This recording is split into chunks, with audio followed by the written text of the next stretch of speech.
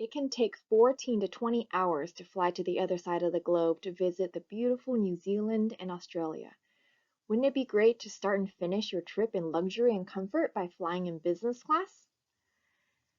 No matter which airline loyalty program you use, it can be difficult to find business class award availability. This video will show you how to increase your chances of finding business class availability using the Alaska Airlines mileage program. To get to New Zealand or Australia using Alaska Airlines miles, you would have to look for award availability on Fiji Airways, Air Tahiti, American Airlines, or Qantas, all of which are partners with Alaska Airlines. Of these, I've had more luck with finding availability on Fiji Airways and Air Tahiti. And here are my tips for how to increase your chances of finding business class availability. Tip number 1 is to start planning 11 months in advance if possible. Alaska Airlines website shows availability up to 10 months and 27 days in advance. For example, on January 16, 2023, when you click on the calendar, you are able to see partner award availability for December 12, 2023.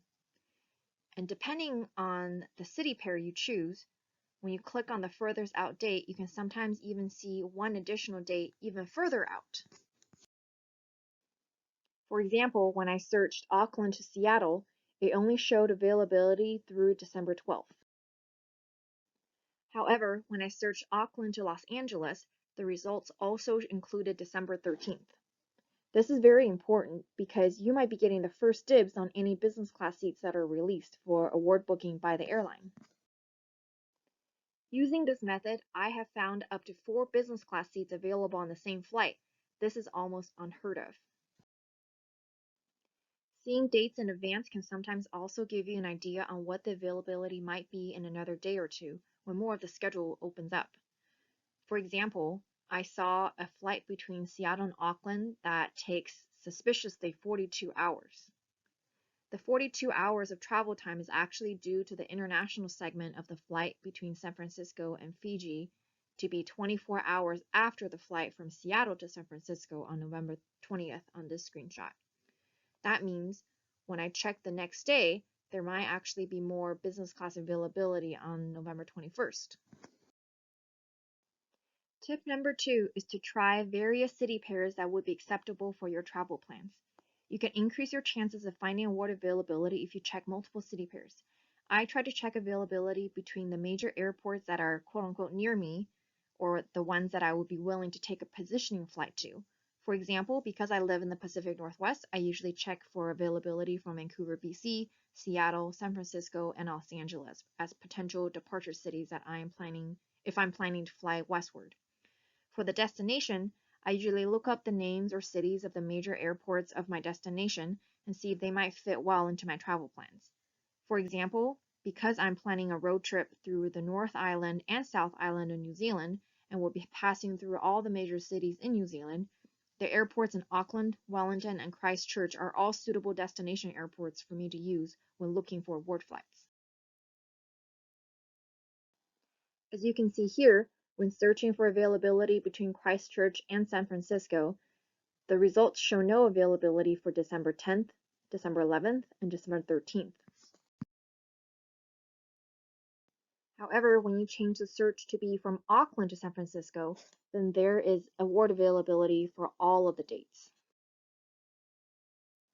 Tip number 3 is to be aware of mixed itineraries.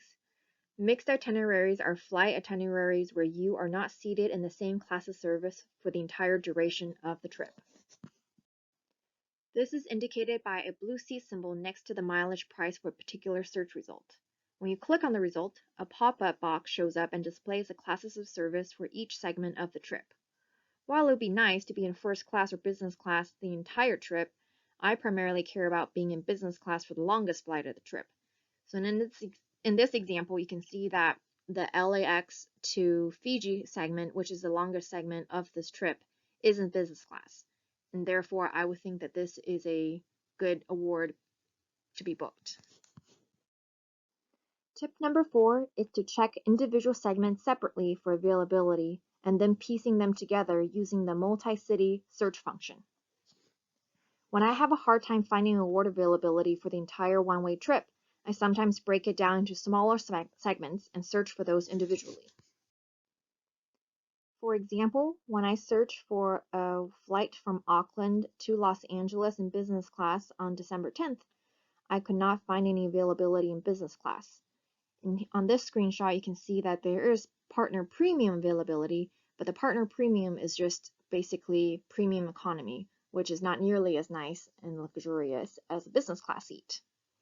But because I know that Air Tahiti has direct flights between French Polynesia and Los Angeles, and also between Auckland and French Polynesia, I can conduct separate searches for those segments. So when I searched the Auckland to French Polynesia for December 10th, sure enough, I found a partner business class availability for 35,000 points and $38 on Air Tahiti. Then I searched for the French Polynesia to LA segment, and on December 13th, there appears to be business class availability on Air Tahiti for 60,000 points and $64. Once I knew the dates that had business class availability, I am able to modify my search on the Alaska Airlines website to be for a multi-city search, and then enter the Auckland to French Polynesia on one line with the date that had availability, and then French Polynesia to Los Angeles on the second line with the date that had availability.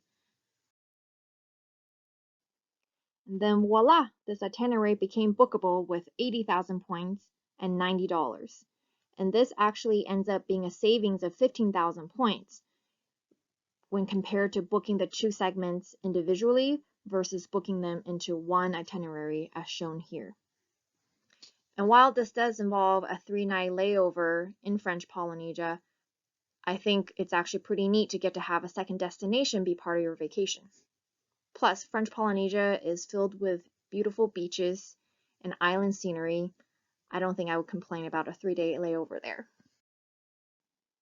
And tip number 5, my final tip for you, is to pay attention to which type of plane the flight is scheduled to be on. Not all business class seats are created equal, and not even all business class on the same airline are created equal. Fiji Airlines, for example, operates Airbus 330s on the routes from San Francisco to Fiji, and Airbus 350s on the routes from Los Angeles to Fiji. The Airbus 330s only have angle flat seats in business class, whereas the Airbus 350 has lie flat seats. While angle flat seats are still significantly more comfortable than economy seats, I would much rather have the lie flat seats if I'm paying with the same number of miles in cash to book the award booking.